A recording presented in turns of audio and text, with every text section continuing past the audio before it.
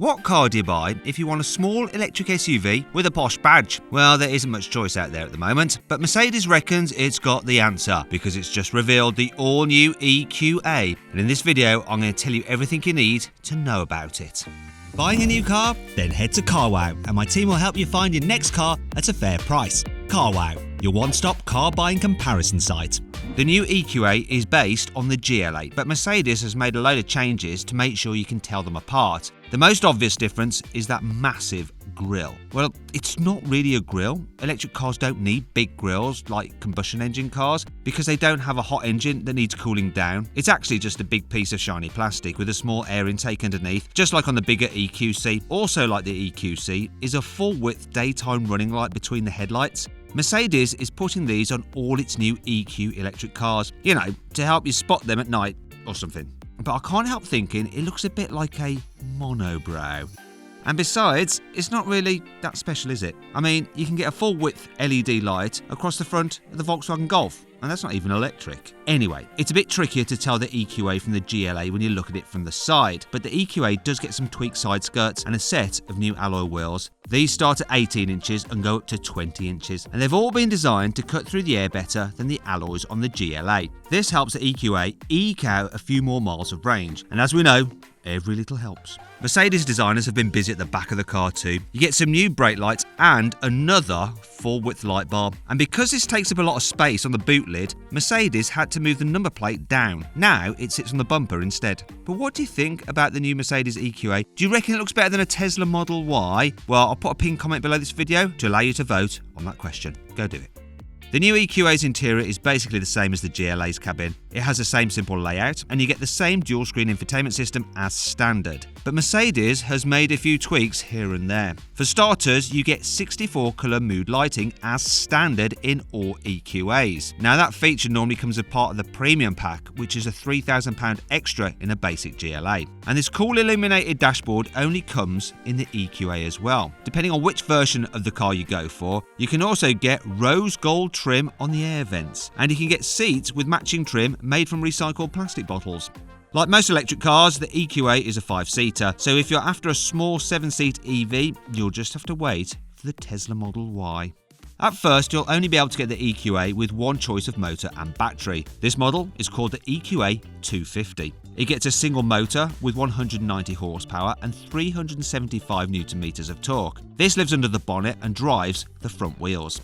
The EQA 250 will do 0 to 60 miles an hour in 8.9 seconds, which is about the same as a regular GLA 200 with a 163 horsepower petrol engine. But if the new EQA is more powerful, why isn't it any faster?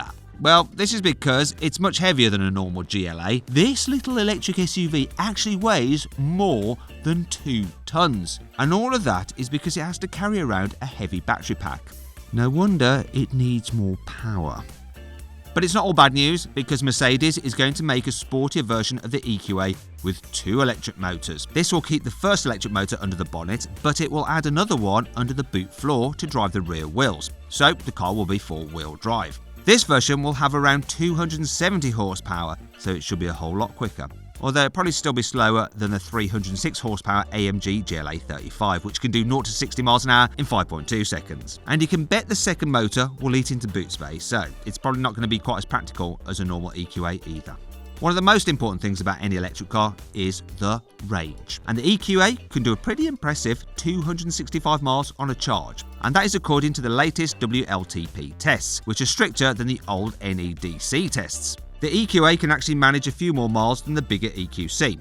It has a 66.5 kilowatt battery that's fitted under the floor, so it doesn't take up any boot space. And you'll be able to charge it from 10% to 100% using an 11 kilowatt wall box in just under 6 hours. Alternatively, you can plug it into a 100 kilowatt public fast charger. One of those will recharge it from 10% to 80% in just half an hour. That is much better. And this isn't even the best version of the EQA, because Mercedes is planning to make a long-range version that can do more than 310 miles on a single charge. That's about the same as a Tesla Model Y long range. Now, if you want to see just how far a bunch of electric cars, including a Tesla Model 3, can go in the real world, well, I drove a load of them up north to see how far they go before they conked out. I put a link in the top right-hand corner of the screen. Should be popping out now. If you click on that, you can go watch that video. Alternatively, there is a link below the video.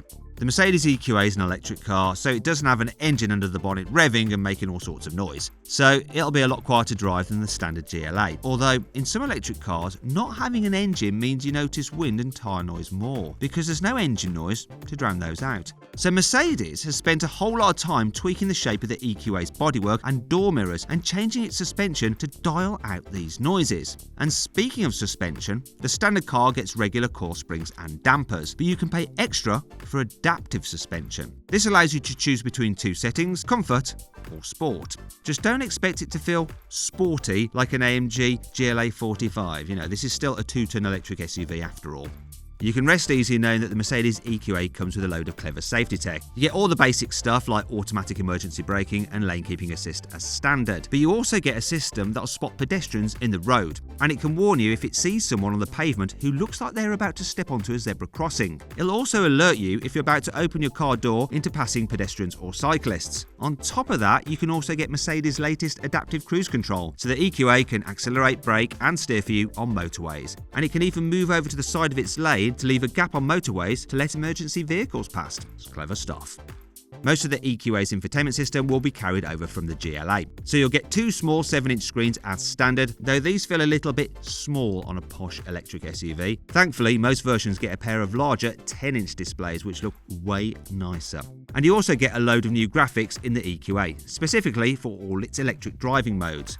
Mercedes has given the EQA a completely new bit of software designed just for electric cars. It's called the Electric Intelligence System, and it works with the satellite navigation and cruise control to help you do as many miles as possible between charges. It can tell if you're coming up to a hill, a roundabout or a sharp corner using the data from the satellite navigation, and it'll adjust how much regenerative braking to use depending on the road ahead. So if you're coming up to a junction, it'll slow the car down for you, but if you're getting close to a hill, it'll let the car coast along so you don't lose all your momentum. And you can change how much it slows you down by using the paddles behind the steering wheel. And if you turn it all the way up, you can drive using one pedal most of the time, so you don't even have to touch the brakes. This electric intelligence feature also lets you program a route into the satellite navigation using the Mercedes Me app on your phone. And then you can send it to the car when you're ready to go. You can set it to take you past the fastest charging points along the way, and it can make sure you leave a set amount of charge in the battery for when you arrive. Handy if you're going somewhere remote which doesn't have many charging points.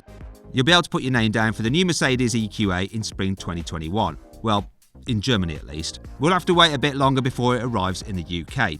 In Germany, the EQA will start from €47,500, which works out to just over £42,000. And that's before you take into account the government plug-in car grant, which will give you an extra £3,000 off in the UK. That means you'll be able to pick up a new EQA for less than 40 grand. That's about £25,000 less than a Mercedes EQC. But it's still around 5 grand more than a standard Tesla Model Y will cost when it comes to the UK in 2022. Now, to see how much you can save on the latest electric cars, I'll put a little link top right hand corner of the screen. Should be popping out now. Click on that. You can go to carwow to see how much you can save. Alternatively, there is a link below the video, and if you don't want to do that, just simply Google Help Me Carwow, and my team and I will help you choose the right car for you and get it for a fair price from one of our trusted Carwow dealers.